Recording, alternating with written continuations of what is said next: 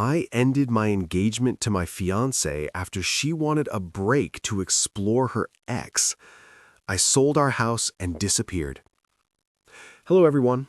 After what feels like an eternity, I, 27M, decided it was time to discuss what has been going on with me recently. Here's the thing. Until lately, I thought I was marrying the love of my life, Tessa, 26F. We'd been together for 4 years, and for the most part, I thought we were solid. But now I'm sitting here wondering why I didn't see this coming sooner. Tessa and I met at a birthday celebration, introduced by a mutual friend. She was humorous, confident, and had a no-nonsense approach that I enjoyed. I dated previously, but no one connected with me as she did. We hit it off quickly and moved in together after a year. Things felt natural, as if we were all on the same page about professions, marriage, and eventually creating a family. She was a freelance graphic designer, and I worked as a project manager for a technology business, so our schedules were very similar. Life wasn't glamorous, but it was enjoyable. We had been discussing getting married for a time, but it wasn't until last year that I proposed. Nothing fancy, just a simple supper at home for the two of us. Tessa seemed thrilled. She cried, hugged me, and agreed. That night, we began to envision our future. A fall wedding, a limited guest list, and this charming little site by the lake. It seemed like everything was falling into place. Or so I thought. The initial red flags were little and evident. They were little, sneaky flaws that I ignored because I didn't want to overthink. For example, Tessa's enthusiasm for wedding preparation faded after a few months. She was all in at first, sending me Pinterest boards, searching through wedding outfits, and asking about small details like whether I preferred tulips or roses for the centerpieces. But suddenly, it just stopped. I'd ask her questions like, "Hey, have you chosen your bridesmaids yet?" And she'd shrug it aside. "Not yet. I'm still thinking about it," she'd say. Again, the same thing happened with her clothing, cake, and music.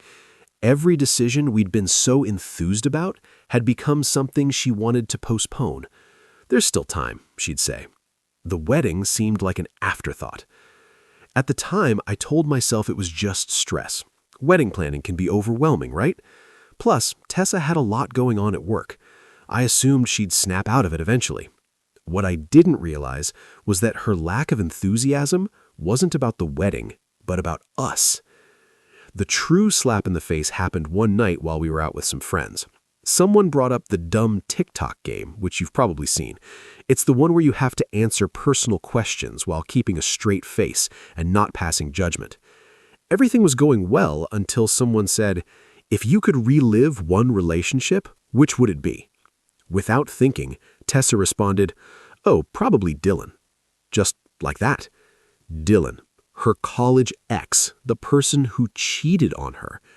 The moment she uttered that, the room became awkwardly quiet. She giggled awkwardly and attempted to backtrack, saying, "I mean, not that I'd want to, it's just a significant element of my past." I wanted to confront her right there, but we were among friends, so I let it go.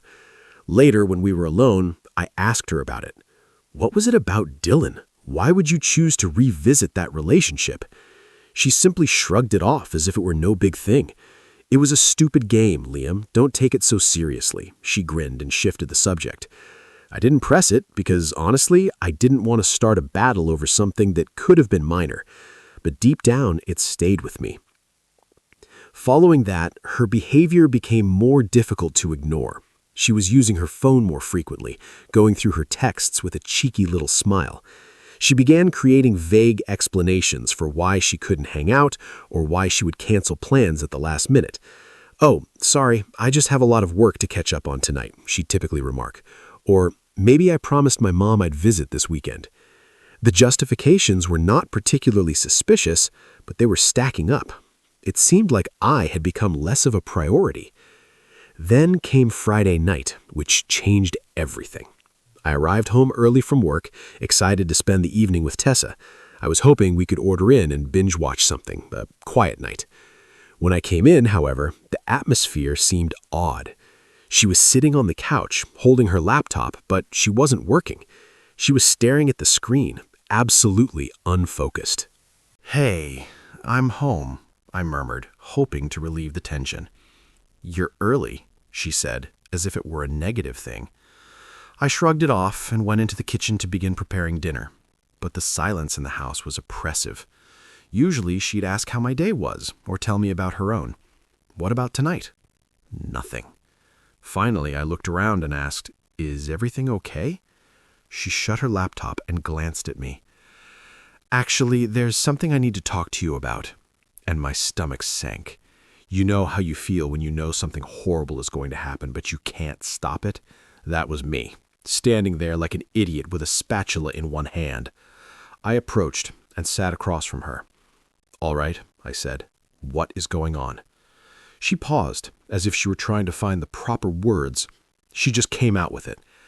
I've been thinking about us and about Dylan. I swear that I almost laughed.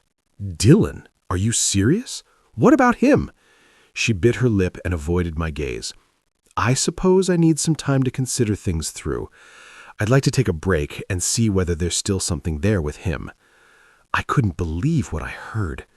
Do you want to take a break and date your ex? Are you out of your mind, Tessa? We're engaged.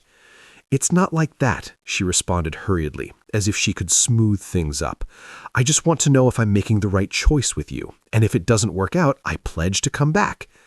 That's when I discovered how deep her chutzpah was. She assumed I would sit around and wait for her to decide whether I was good enough.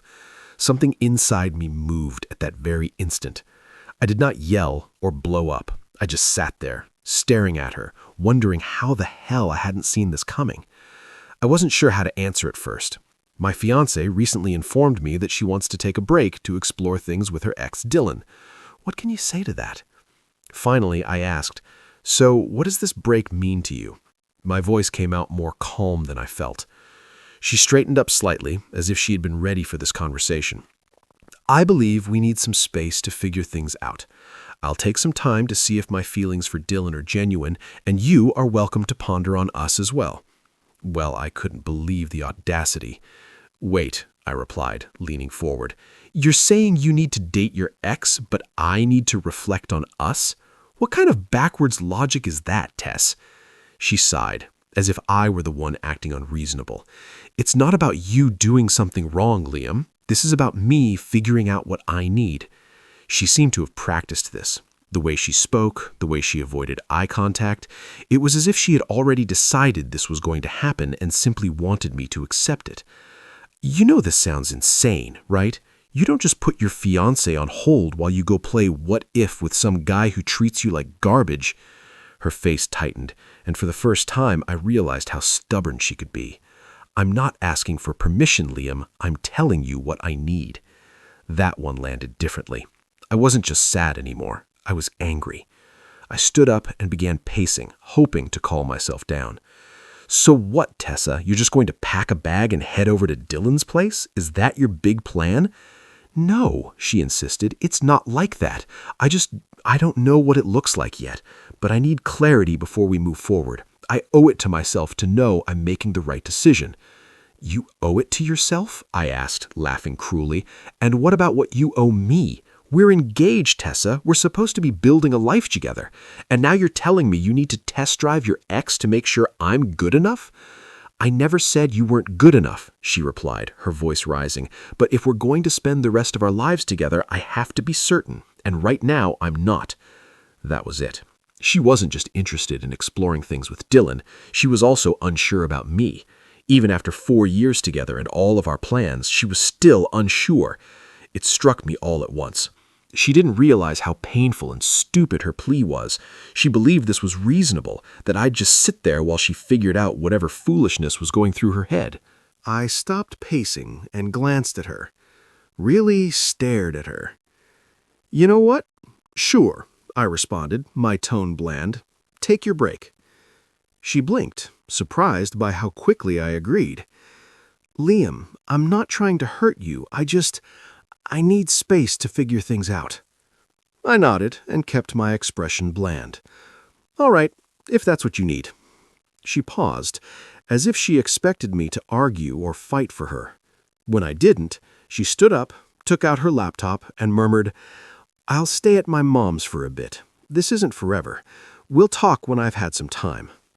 "Okay," I replied simply.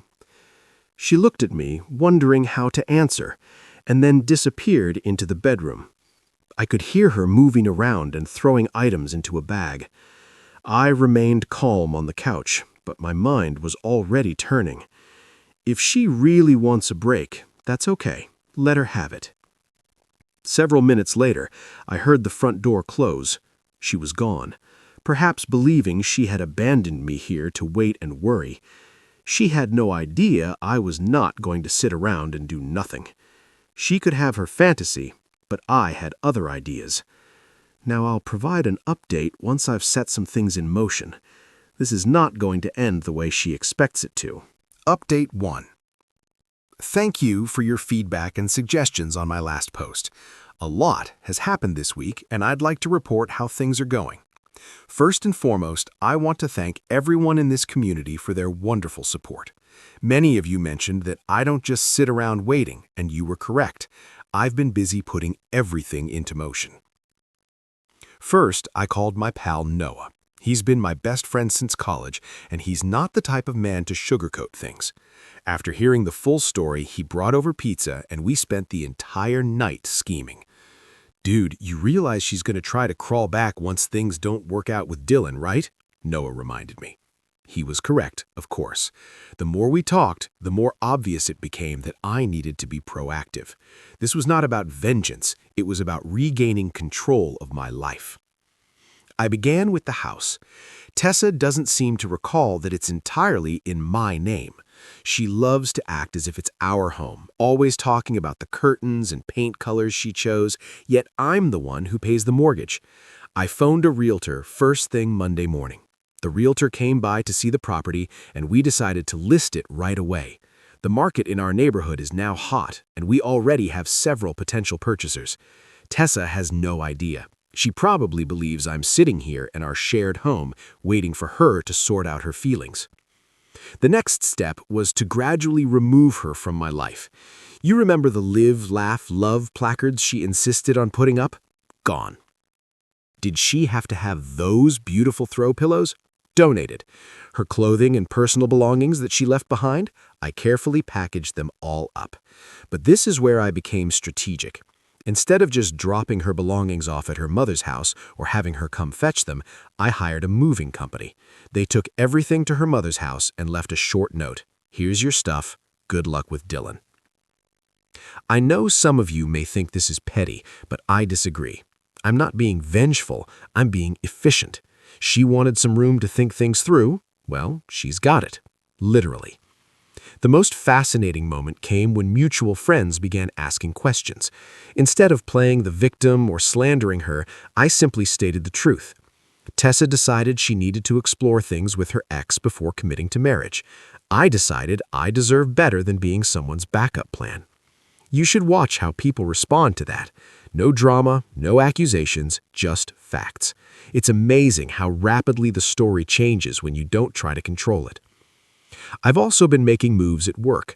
I applied for a position at our West Coast office that I'd been considering for a long time. If the house sells, which seems quite likely, and I get this job, I'll be starting over on the other side of the country.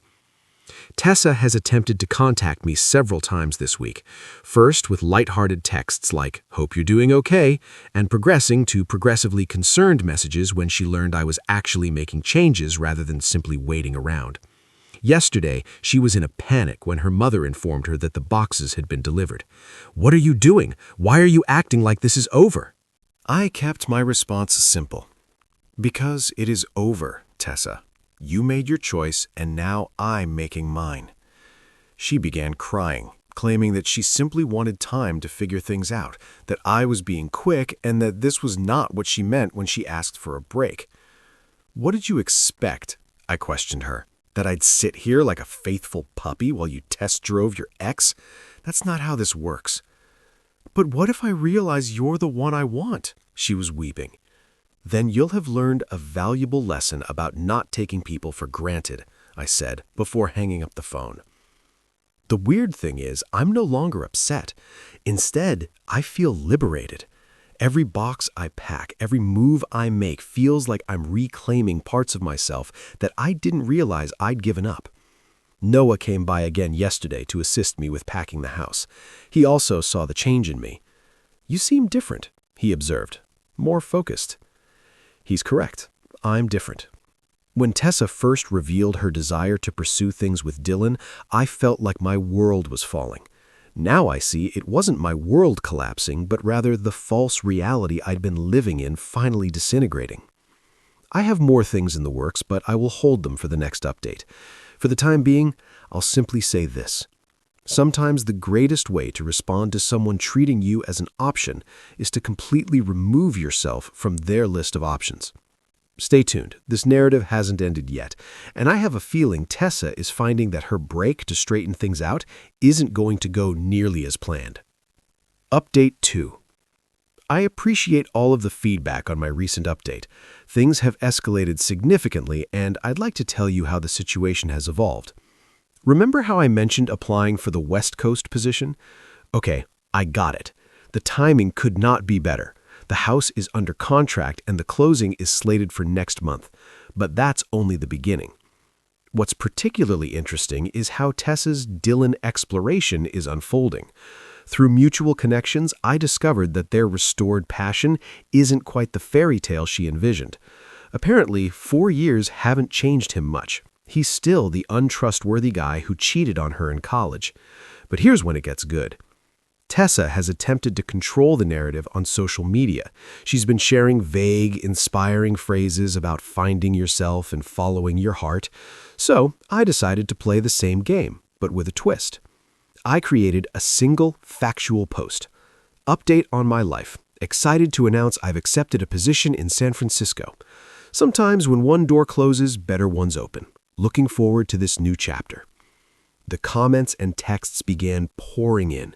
People congratulated me, inquired about the relocation, and of course, wondered about Tessa. I kept my answers basic and honest. We're no longer together. She wanted to explore other options, so I'm exploring mine too. This set off a fantastic chain reaction in our social circle. Remember those friends who weren't sure about the situation? Watching me handle this with grace as Tessa shares cryptic relationship quotations completely changed the atmosphere. Then came the professional consequences. Tessa's freelance design work is primarily based on recommendations and networking. Sarah, 29 female, a mutual contact in the tech field who used to refer many clients to Tessa, contacted me. "I need to know what happened," Sarah explained over coffee. "Tess is telling people you're having a temporary separation to grow individually, but something feels off." I shared Tessa's note about wanting to date Dylan. Her look said it all. She did not believe it. By the end of the week, numerous potential clients had pushed back their projects with Tessa, not because I said anything nasty, but because, honestly, who wants to work with someone who takes commitment so lightly? Tessa sensed the shift. Her texts became more frequent and frantic. "Why are you telling people about Dylan? You're ruining my reputation. This isn't fair. I just needed time to think." I responded to the last one. "You got what you wanted, time and space. How I spend mine is no longer your concern." Then came the turning point. Dylan, in his wondrous wisdom, shared a photo of them at the restaurant where Tessa and I had our first date. It was evident she was attempting to recreate our history with him. It was both sad and funny. The post didn't last long, but the damage was done. Our friends watched it, and the remaining few people who supported Tessa's Finding Myself story lost respect for her. Even her own sister contacted me. "I'm so sorry about how she's handling this. You deserve better." What is the most satisfying part? I didn't have to be vengeful. I simply lived my life freely and honestly, whereas Tessa attempted to play both sides. The truth has a way of emerging. She visited my office yesterday. Dylan seemed to have already revealed his true colors, flirting with other women, being untrustworthy, a familiar story. She was crying. "I made a huge mistake," she cried. "I was scared of commitment. I thought I needed to know if there was something better out there, but I was wrong. You're the best thing that ever happened to me." I simply gazed at her calmly. No, Tessa. The best thing that ever happened to me was you showing your true colors before we got married. She attempted to argue, claiming that we could fix this, that she would go to counseling, and that she would prove she could be trusted again. I simply shook my head. You don't get it, do you? This isn't about Dylan anymore. This is about you thinking you could keep me as a backup while you explore your options. That's not love, that's convenience. She left my office distraught, but I felt better than ever. The house closes next week. The majority of my belongings are packed, and my new life in San Francisco begins in a month. The funny thing is that some folks think I'm being overly tough. Everyone makes mistakes, they explained. However, this was not a mistake. It was a choice. There are actually several options available. Every time she texted Dylan, every time she lied about where she was, she spent every second planning to put our relationship on hold. These were all choices. I'll provide another update once the move is complete. For the time being, I'll leave you with this. Sometimes the best revenge isn't getting even, but rather getting better. And this is exactly what I'm doing. Next update. Update 3. Thank you for following my journey. This will be my final update, and I have some interesting developments to report. San Francisco is everything I imagined it would be. My new apartment has a stunning view of the bay, and the tech scene here is fantastic. My new office team is fantastic. It's refreshing to be around people who prioritize growth and innovation over drama. But first, let me catch you up on how things ended back home. The closing went smoothly, and the house actually sold for more than the asking price. It was interesting to see Tessa's reaction after finding out through mutual friends. She didn't believe I'd sold the house until she drove by and saw the new owners move in. Here's where it got really interesting. Remember Dylan? He reached out to me of all people. He sent me a long message about how he never meant to cause problems and that Tessa had contacted him months before she requested the break. Tessa had been planning her little exploration for quite some time. She had been messaging Dylan for months, carefully laying the groundwork for her backup strategy. What's with the irony? Dylan ended their relationship because, as he put it, if she could do this to you, she could do it to anyone. Tessa's professional fallout has been significant. Remember all the clients she'd lined up? Most of them discovered other designers not because I said anything, but because word spreads in the industry. One of her largest clients actually contacted me. We heard what happened with the engagement. We're looking for someone who can commit to long-term projects. Do you know any reliable designers? I recommended a talented acquaintance of mine, and she received the contract. Karma, I suppose. Tessa's social media meltdown has been something to see. Then came the sorrowful quotations about losing your sweetheart, followed by angry posts about toxic people who can't handle growth. Finally, she made urgent attempts to show everyone how delighted she was. The last one was quite interesting. She wrote about beginning her own design firm. 3 days later, she began sending out job applications. Last week, her sister contacted me again. Apparently, Tessa has been staying with their parents, stating she needs time to heal from our separation. Her sister's exact words were, "She really thought you'd wait for her. When you sold the house and moved, it broke her fantasy completely." The most reassuring moment occurred during a video call with our old friend group. They were telling me about local gossip, and someone described seeing Tessa at a coffee shop explaining why her portfolio website was down. Apparently, she forgot that I was the one who set it up and maintained it. She couldn't figure out how to restore her hosting membership when it expired. Not my concern anymore. My new life here is coming together well. I've joined a local rock climbing club, begun taking Spanish lessons, and even adopted a dog from a local shelter. His name is Zeus, and he's a greater companion than my ex-fiancée. The tech community here is really inviting.